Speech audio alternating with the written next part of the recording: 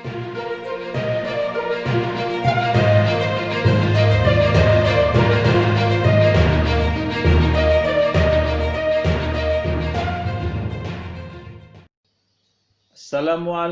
warahmatullahi wabarakatuh. Teman-teman, mari kita lanjutkan bahasan kita dalam mata kuliah pengantar manajemen untuk pekan ke-14.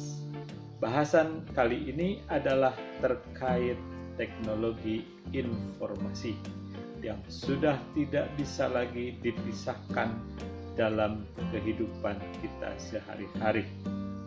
Teman-teman begitu banyak dibantu oleh kemajuan teknologi. Jangan jauh-jauh, kita lihat untuk fungsi dari handphone saja. Sudah dimudahkan untuk proses komunikasi, kemudian juga untuk aktivitas-aktivitas lainnya. Sekarang mari kita bahas sejauh mana atau seberapa besar peran dari teknologi informasi ke dalam proses manajemen yang dilakukan. Tujuannya tetap bahwa kita punya 4 fungsi manajemen.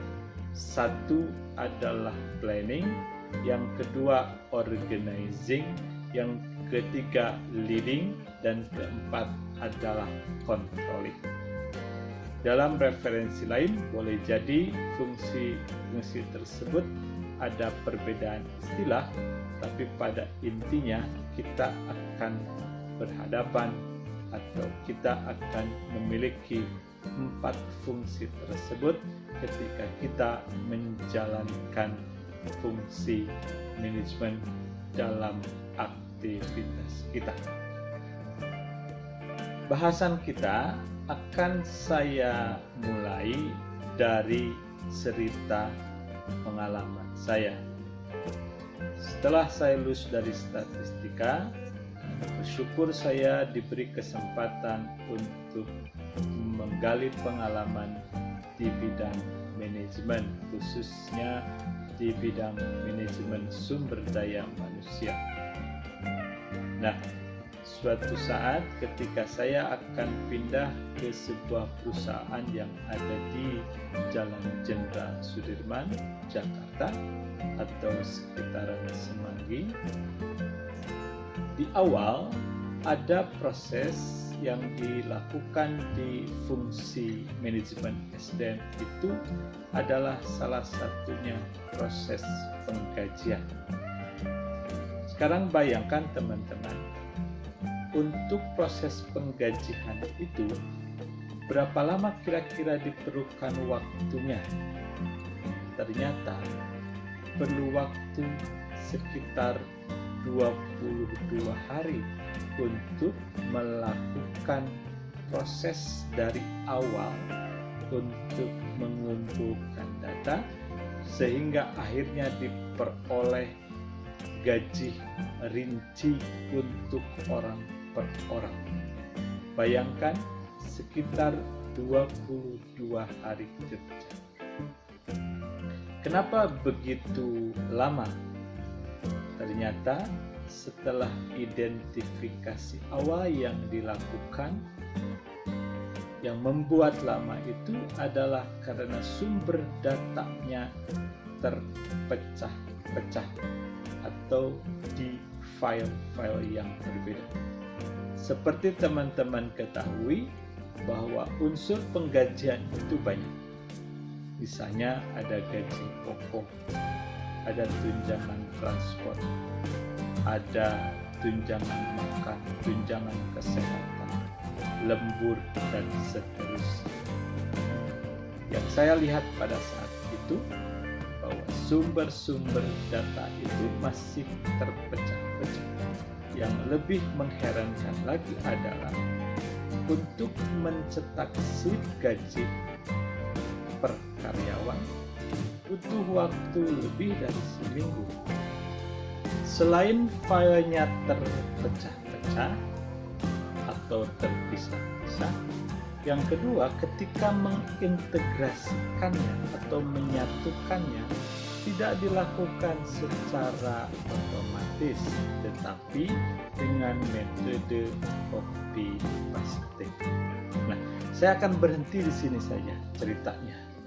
Tapi teman-teman tentunya sudah paling tidak mendapatkan beberapa poin dari cerita saya.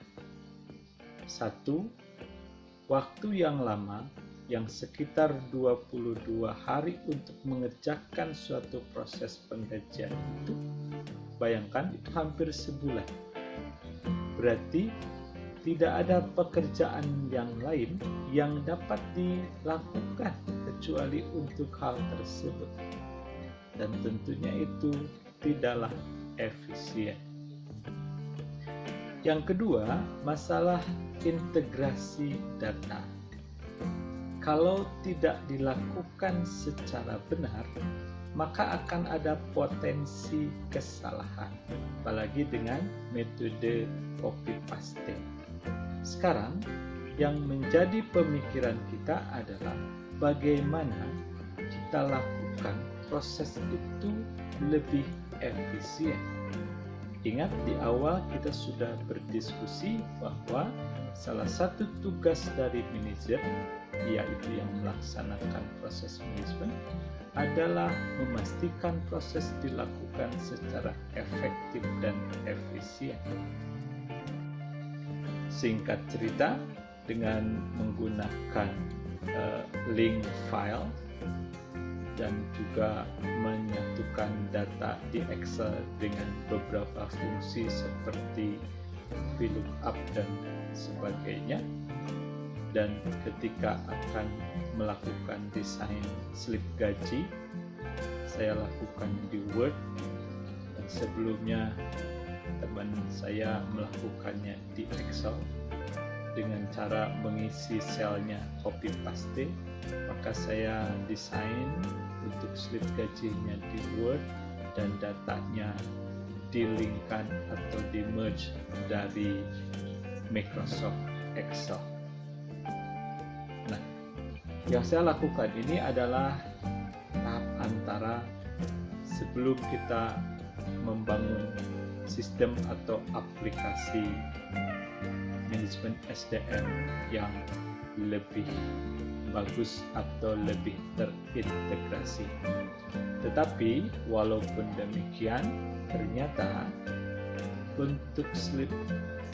untuk mencetak slip gaji saja yang asalnya butuh waktu lebih dari seminggu, bahkan hampir 2 minggu, dapat kita reduksi waktunya menjadi tidak lebih dari 4 jam saja, dan itu pun tidak harus ditunggu. Jadi kita merge, kemudian kita print, udah biarkan saja printer yang melakukan. Nah, dengan aplikasi yang pada akhirnya bekerja sama dengan pihak yang biasa membangun aplikasi, proses penggajian yang asalnya hampir 22 hari dalam sebulan dilakukan persiapannya, pada akhirnya bisa direduksi hanya 2-3 hari saja. Dan yang membuat hal tersebut agak masih lama adalah karena proses verifikasi saja. Nah, teman-teman, kalau kita berbicara kemajuan teknologi, ya, kita akan cerita lagi soal misalnya pencatatan kehadiran karyawan. Yang awal biasanya sangat konvensional adalah karyawan hadir akan menulis nama dan jam kehadiran di daftar atau kertas yang sudah dikirim sebelumnya atau diduplikasikan. Apa yang terjadi? Orang kan bisa sesukanya memilih, lambat bisa jadi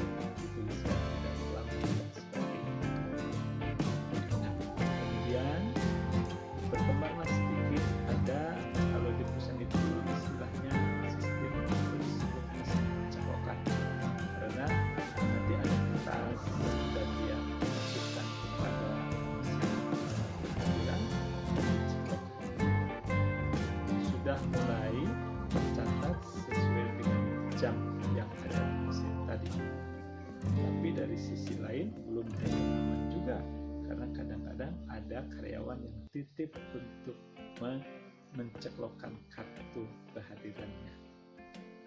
Lalu ketika saya di Jalan Jenderal Sudirman, ada namanya disebut sebagai handshake, karena kita akan mencatatkan kehadirannya menggunakan 5 jari ini, kemudian di scan ataupun diidentifikasi oleh mesinnya apakah sesuai dengan yang ada di database atau tidak. Kalau ada, berarti kita tercatat kehadirannya sesuai jam yang ada di sana. Ini ada kemajuan dari sebelumnya, berarti tidak bisa diwakilkan. Jadi biasanya terhubung dengan komputer yang mencatat atau database yang mencatat kehadiran tersebut. Tapi kembali lagi di sisi etika, ini juga belum tentu free 100%. Sesuai dengan sistem semua juga tidak akan bisa bebas atau tidak akan tertutup sama sekali kemungkinan untuk diakal. Setelah handkey ada dengan finger scan yang sekarang lagi dengan yang sama, ini juga tidak bisa diwakilkan, hanya lebih simpel, artinya lebih mudah. Dan biasanya mesin untuk mencatat kehadiran ini di awalnya karyawan atau seluruh orang yang akan dicatatkan kehadirannya biasanya direkam. Ada daftar namanya, kemudian jarinya direkam, jadi sidik jarinya seperti apa, kemudian akan melakukan presensi dengan jarinya tersebut. Banyak teknik untuk mencatat kehadirannya, ada yang langsung dengan jarinya saja kemudian diidentifikasi, tapi ada juga yang dengan cara memasukkan pin terlebih dahulu kemudian ditempelkan jarinya. Menurut ahli IT biasanya kalau memasukkan pin terlebih dahulu berarti akan lebih cepat sama identifikasinya, karena ketika pin itu dimasukkan dia akan langsung refer kepada image ataupun database yang sudah disimpan sebelumnya. Jadi si mesin akan mencari langsung gambar atau mencocokkan gambar yang ada di database dengan sidik jari yang menempel.